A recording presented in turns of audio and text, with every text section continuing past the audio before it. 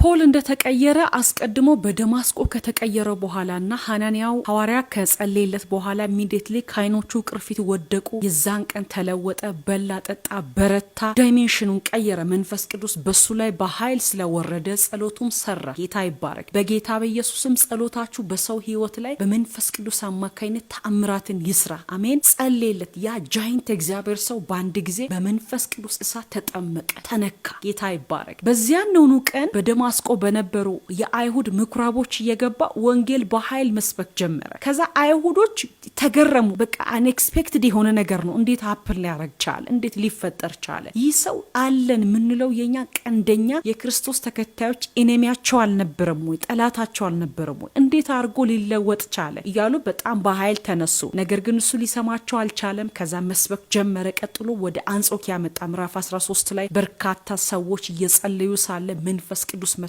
ወረደባቸው። የመጀመሪያ የሚሽነሪ ላኪዋ ቤተክርስቲያን አንጾኪያ ናት። ስለዚህ መንፈስ ቅዱስ ሊድ ያረጋቸው ነበር። በመካከላቸው በኃይል እግዚአብሔር መንፈስ ነበር። በጌታ በኢየሱስም ስትጸልዩ መንፈስ ቅዱስ አቅጣጫ ያሳያችሁ፣ ጠቆማቸው። በቃ ዝም ብሎ ርዕስ አልባ ጸሎት ሳይሆን ቀጥ ያለ በቃ ሚሽን ተኮር የሆነ ጸሎት ሁልጊዜ አቅጣጫን ያመጣል። ምን ማድረግ እንዳለባቸው፣ የት መቆየት እንዳለባቸው፣ እንዴት መንቀሳቀስ እንዳለባቸው የሚነግራቸው ብርቱ የእግዚአብሔር መንፈስ አብሯቸው ነበር። ስለዚህ የአንጾኪያ ቤተክርስቲያን ለዩልኝ ለሚፈልጋቸው አጀንዳ ብሎ በተናገራቸው ጊዜ ጳውሎስንና በርናባስን ለዩ። በርናባስ እንደምታውቁት ሐዋርያ ሥራ ምዕራፍ 4 ቁጥር 40 ቁጥር 35 ላይ ነው የበጉን ሐዋርያት የተቀላቀለው። የቆጵሮስ ሰው ነበርና ድንቅ ወንጌልም ኢየሱስ የበራለት ታላቅ የእግዚአብሔር ሰው ነበር። በዚህ ሰዓት ሐዋርያ ሥራ ምዕራፍ 4 ቁጥር 34 አካባቢ ላይ መጥቶ ሐዋርያቶችን የተቀላቀለው ከበጉ ሐዋርያት መካከል አንዱ የነበረው የቆጵሮሱ ሰው አስቀድሞ ዮሴፍ የተባለው ነገር ግን በሐዋርያቱ ስሙ የተለወጠው በርናባስ ፖልን ያዘውና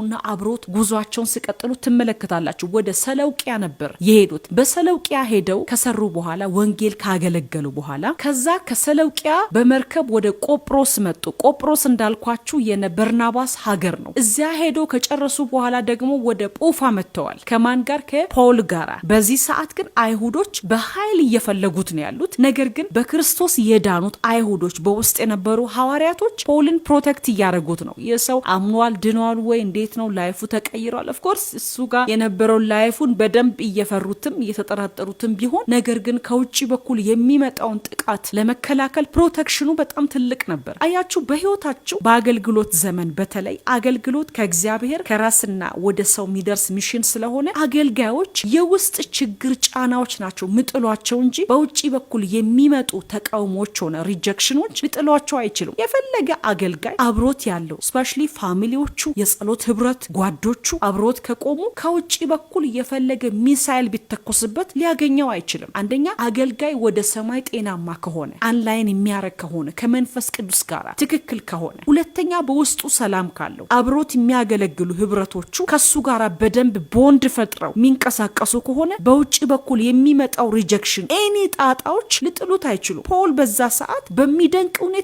አብሮት አሉ ሐዋርያቶቹ። 3 ዓመት አረብ ሀገር ሄዶ ተመልሶ ወደ ደማስቆ መጥቷል። ስለዚህ የሚላችሁ ከሆነ ሲጽፍ ጳውሎስ በገላትያ ላይ ከ3 ዓመት በኋላ ነው የቤተ ክርስቲያን አዕማድ የነበረውን ፒተርን ሊያገኘው የቻለው። ከ3 ዓመት በኋላ ነው። ኦፍኮርስ ስለዚህ የሚላችሁ ከሆነ ምዕራፍ 11 ላይ እኮ መጥቶ ለቆርኔሌዎስ መንፈስ ቅዱስ ተናግሮታል። በመልአኩ በኩል ጸሎቱ ተሰምቷል። ያ በጣም በእግዚአብሔር ፍርሃት ውስጥ የሚኖር ሰው ነው። ነገር ግን ወደ ኢዮጴ ሰዎችን ልከ ጴጥሮስ የሚባል በቁርበት ፋቂ ቤት ውስጥ የሚኖር ሰው አለ፣ ማድረግ የሚገባን እሱ ይነግርሃል ብሎት መንፈስ ቅዱስ አስቀድሞ በመንፈስ ቅዱስ አማካይነት በመልአኩ በኩል ለቆርኔሌዎስ መልእክት ተላከ። ቆርኔሌዎስ ደግሞ ታዞ ሰዎችን ወደ ኢዮጴ ላካቸው። ኢዮጴ ላይ ደግሞ ሲሄድ ፒተር የከሰዓቱ ምግብ እስኪደርስ ሰገነት ላይ ተኝቶ ሳለ ሸማ ሲመለከት ነበር። ያ ደግሞ ወደ ሰማይ የሚወጣ የሚወርድ ሸማ አይቶ ይህንን አርደ ብላ ሲል ጌታ ሆይ እኔ ቅዱስ ነኝ የረከሰ አልበላም። ስለ መብል አልነበረም ሲናገር የነበረው መንፈስ ቅዱስ ስለ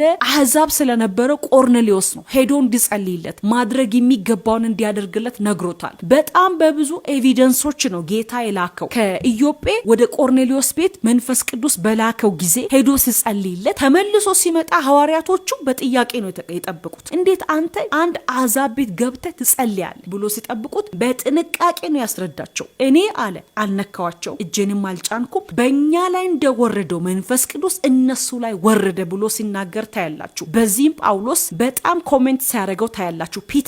ለምን መሰላችሁ? ጌታ ኢየሱስ አስቀድሞ በአይን እየታያቸው አስቀድማችሁ በይሁዳ ከዛ በኢየሩሳሌም ከዛ በሰማሪያ ብሏል። እስከ ምድር ዳርቻ ነበር የተሰጣቸው ምሽን። ነገር ግን ከአይሁድ አልፈው በአሕዛብ መንደር ወንጌል ለመስበክ የሚፈሩትን ፍርሃቻቸውን ስላየ ፒተር ነቅፎታል። ጳውሎስ ፒተርን ለምንድን ነው የምትፈራው ብሎት። ከዚህ ለዓለም የተገባ ዜና ነው፣ ልናሸማቀቀው የሚገባ አይደለም። አንዳንዴ በገጠራማ አካባቢ በከተማም ብትሄዱ ከሰው ፍራቻ የተነሳ የወንጌልን ስርዓት የወንጌልን ዜና አቢዩዝ የሚያደርጉ ግለሰቦች አሉ። ልክ ይሄ በክርስቶስ መዳን ማለት በቃ የጉስቁልና ላይፍ እንደሆነ መውረድ እንደሆነ አድርገው ለሚያስቡት ከነሱ ጋር ለመመሳሰል ብለው በጣም አቢዩዝ የሚያደርጉ ሰዎች አሉ። ኖ ኖ ኖ ኖ ኖ ሊመጣ ካለው በስተቀር ከእግዚአብሔር መንግስት በስተቀር የነበረና ያለ ሊቀድሞ የማይችል ደግሞ በዚህ ወንጌል እውነት መመረጥ እጅግ በጣም ከሚመጣው ካለውም የሚበልጥ ትልቅ እድል እንደሆነ ሊቆጠር የሚገባ ነው።